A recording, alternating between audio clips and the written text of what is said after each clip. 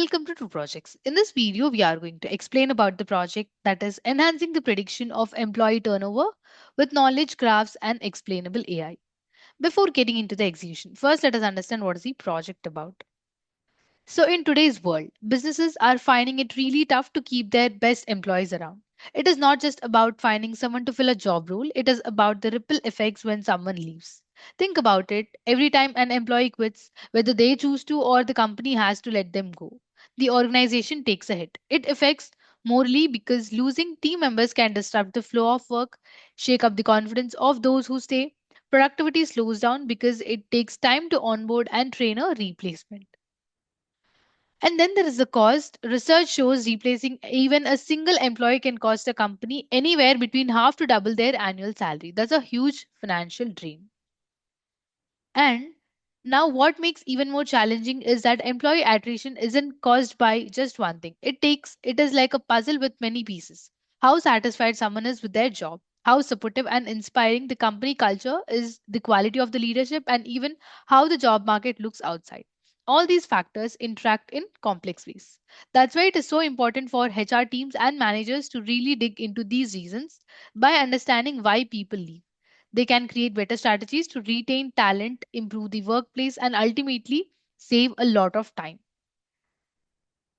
And even more, when companies try to figure out why employees leave and predict who might leave the next, they often use pretty straightforward methods.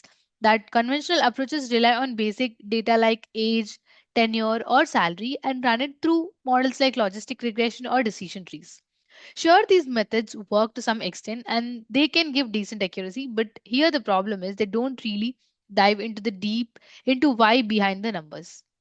Think about it this way. Employee turnover isn't just about one or two factors. It is about how all the factors are connected. For instance, job satisfaction might depend on leadership, which could be influenced by workload or team dynamics. Conventional tools don't capture these kinds of relationship well.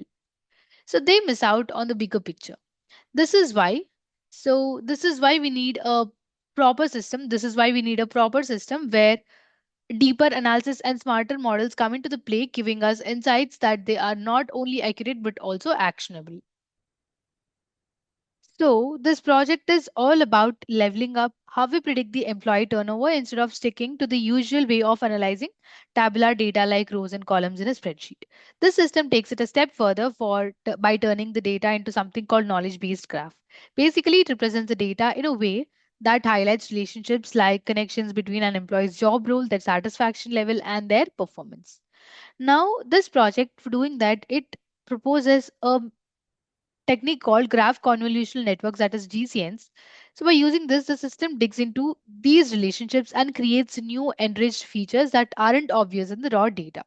These features are then combined with the original ones, giving us much stronger data set to work with.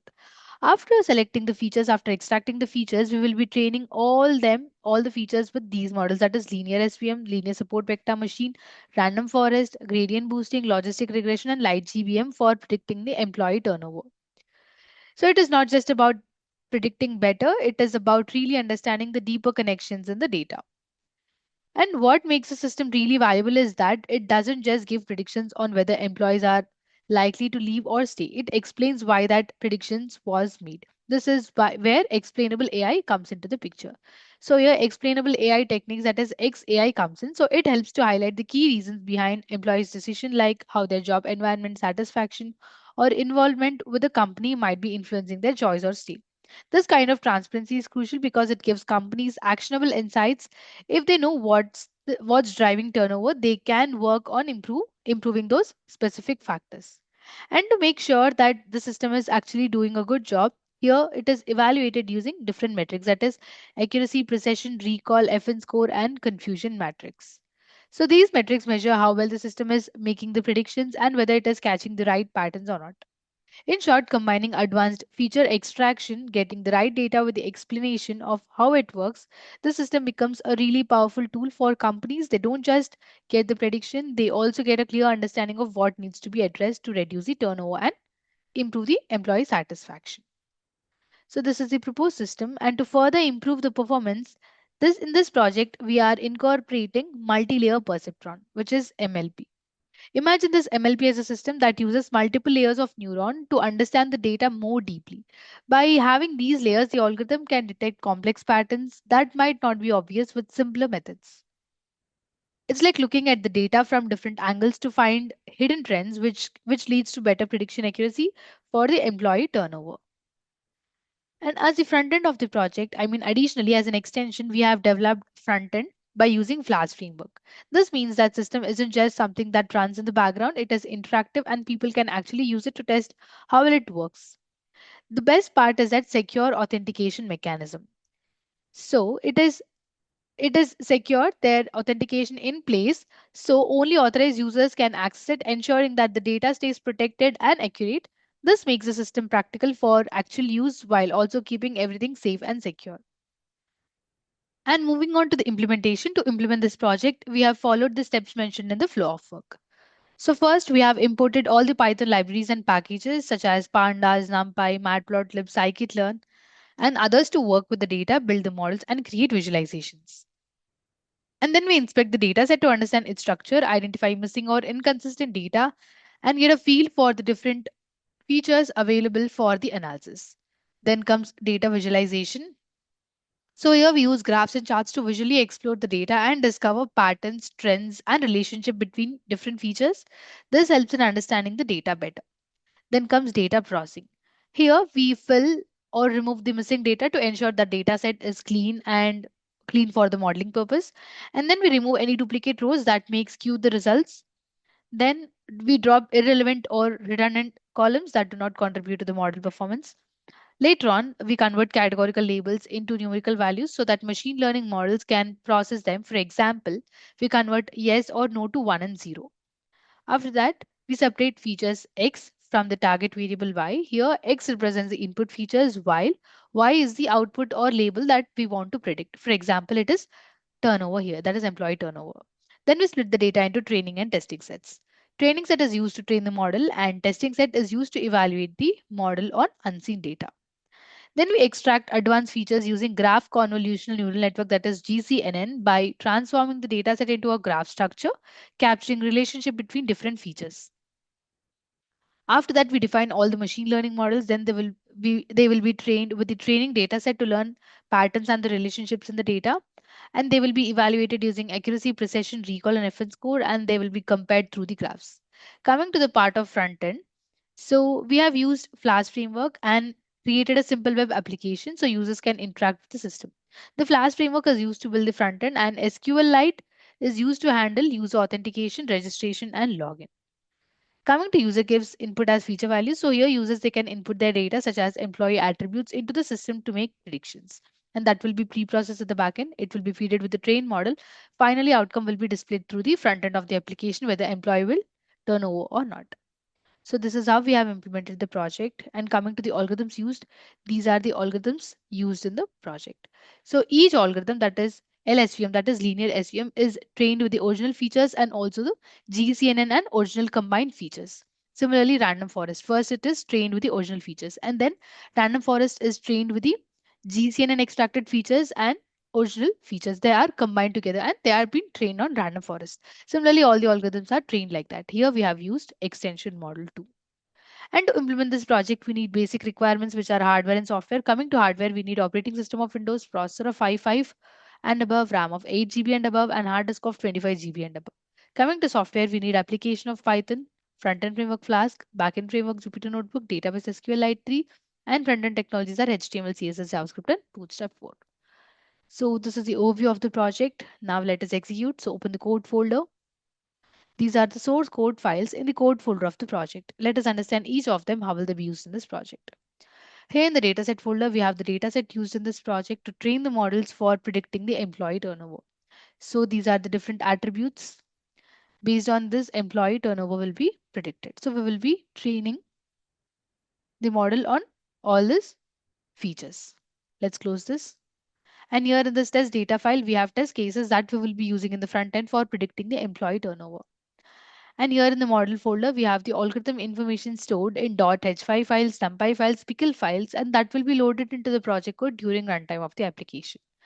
And here we have static folder. This folder contains CSS, JavaScript, and Bootstrap files which are important for the visual appeal. And then comes the templates folder.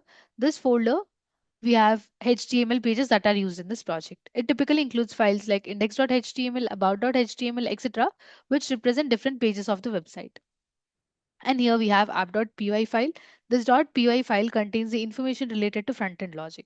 It includes code written in Python that handles server-side operations such as processing user requests, interacting with the database, and generating dynamic content to be rendered in HTML templates.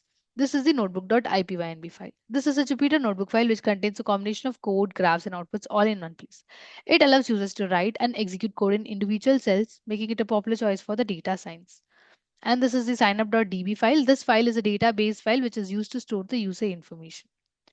So this is the code folder. This is about the code folder. Now let us execute. So copy the path of the code folder from the address bar of the file explorer. I'm copying it. Now open command prompt. It has been opened. Give the command cd, give the space, paste the copied path, and now click on enter. Here, if you observe, current directory is changed to the code folders path. Now compile app.py file. So give the command python space app.py, and now click on enter. So this command will execute Python script and perform a runtime check for any syntax errors or logical issues. And after running the app.py file, Flask framework will host the application locally at the default address, which is the localhost and the port, unless configured differently. So this is the localhost and this 5000 is the port. Now copy this local link provided by the Flask framework and paste it in any web browser. I'm copying the link. I prefer Google Chrome, so I'll paste it in that. Paste the link, click on enter.